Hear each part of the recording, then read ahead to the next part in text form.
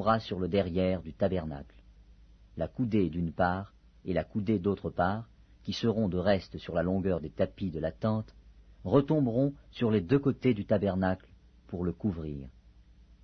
Tu feras pour la tente une couverture de peaux de bélier teintes en rouge et une couverture de peau de dauphin par-dessus.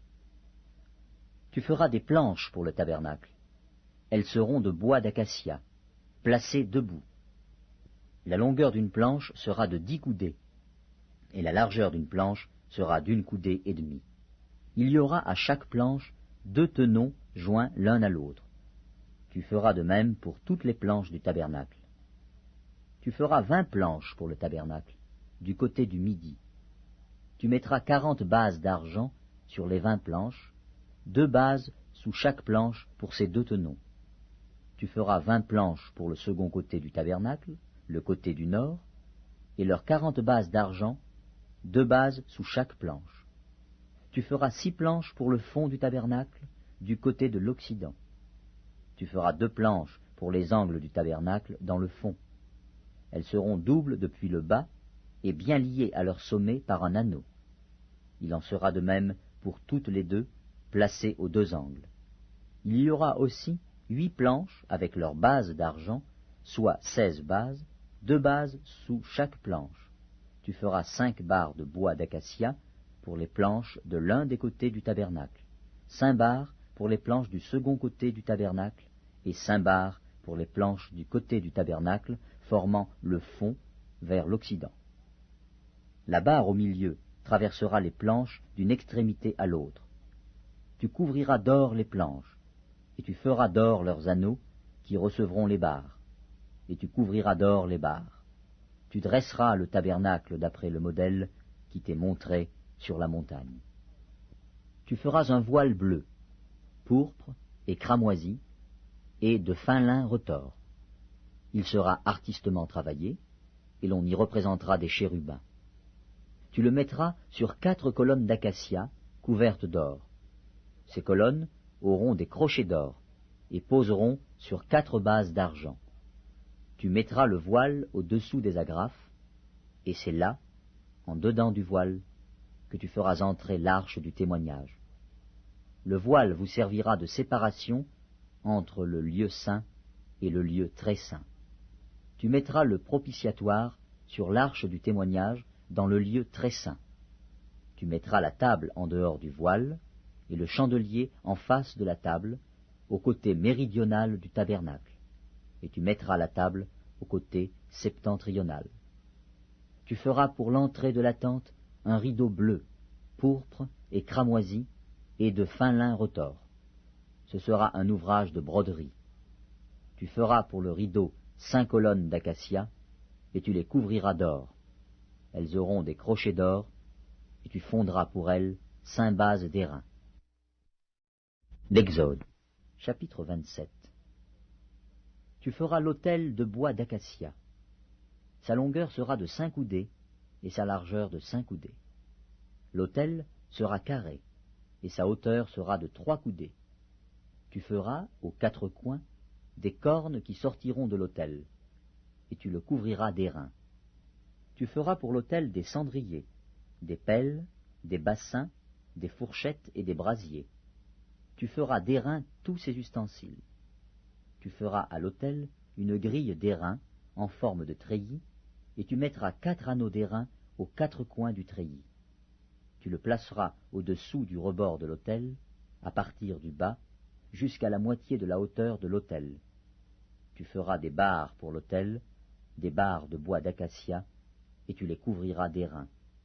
On passera les barres dans les anneaux, et les barres seront aux 2 côtés de l'autel quand on le portera. Tu le feras creux, avec des planches. Il sera fait tel qu'il t'est montré sur la montagne. Tu feras le parvis du tabernacle.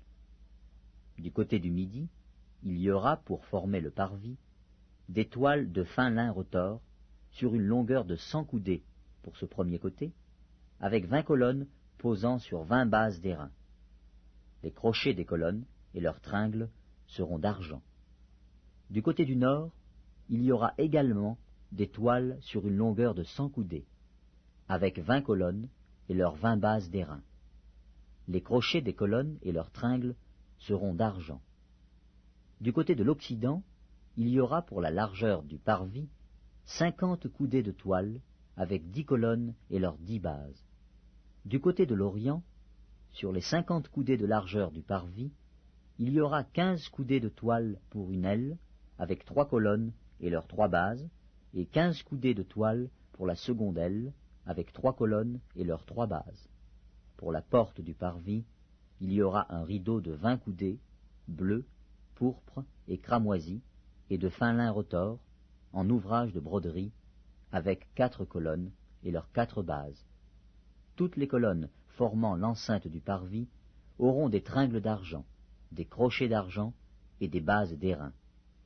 La longueur du parvis sera de 100 coudées, sa largeur de 50 de chaque côté et sa hauteur de 5 coudées. Les toiles seront de fin lin retors et les bases d'airain. Tous les ustensiles destinés au service du tabernacle, tous ses pieux et tous les pieux du parvis seront d'airain. Tu ordonneras aux enfants d'Israël de t'apporter, pour le chandelier, de l'huile pure d'olive concassée, afin d'entretenir les lampes continuellement. C'est dans la tente d'assignation, en dehors du voile qui est devant le témoignage, qu'Aaron et ses fils la prépareront, pour que les lampes brûlent du soir au matin en présence de l'Éternel. C'est une loi perpétuelle pour leurs descendants, et que devront observer les enfants d'Israël. D'Exode, chapitre 28. Fais approcher de toi Aaron, ton frère, et ses fils, et prends-les parmi les enfants d'Israël pour les consacrer à mon service dans le sacerdoce. Aaron et les fils d'Aaron, Nadab, Abihu, Éléazar et Ithamar. Tu feras à Aaron, ton frère, des vêtements sacrés, pour marquer sa dignité et pour lui servir de parure. Tu parleras à tous ceux qui sont habiles, à qui j'ai donné un esprit plein d'intelligence, et ils feront les vêtements d'Aaron, afin qu'il soit consacré et qu'il exerce son sacerdoce. Voici les vêtements qu'ils feront: un pectoral, un éphod, une robe, une tunique brodée, une tiare, une ceinture. Ils feront des vêtements sacrés à Aaron, ton frère, et à ses fils, afin qu'ils exercent mon sacerdoce. Ils emploieront de l'or, des étoffes teintes en bleu, en pourpre, en cramoisi et de fin lin. Ils feront l'éphod d'or, de fil bleu pourpre et cramoisi, et de fin lin retors. Il sera artistement travaillé. On y fera des épaulettes qui le joindront par ses 2 extrémités, et c'est ainsi qu'il sera joint. La ceinture sera du même travail que l'éphod et fixée sur lui. Elle sera d'or, de fil bleu, pourpre et cramoisi, et de fin lin retors. Tu prendras 2 pierres d'onyx, et tu y graveras les noms des fils d'Israël, 6 de leurs noms sur une pierre, et les 6 autres sur la seconde pierre, d'après l'ordre des naissances. Tu graveras sur les 2 pierres les noms des fils d'Israël, comme on grave les pierres et les cachets. Tu les entoureras de montures d'or. Tu mettras les 2 pierres sur les épaulettes de l'éphod, en souvenir des fils d'Israël. Et c'est comme souvenir qu'Aaron portera leur nom devant l'Éternel sur ses 2 épaules. Tu feras des montures d'or, et 2 chaînettes d'or pur, que tu tresseras en forme de cordon, et tu fixeras aux montures les chaînettes ainsi tressées. Tu feras le pectoral du jugement artistement travaillé. Tu le feras du même travail que l'éphod. Tu le feras d'or, de fil bleu, pourpre et cramoisi, et de fin lin retors. Il sera carré et double. Sa longueur sera d'1 empan, et sa largeur d'1 empan. Tu y enchâsseras une garniture de pierre, 4 rangées de pierres. Première rangée, une sardoine, une topaze, une émeraude. Seconde rangée, une escarboucle, un saphir, un diamant. Troisième rangée, une opale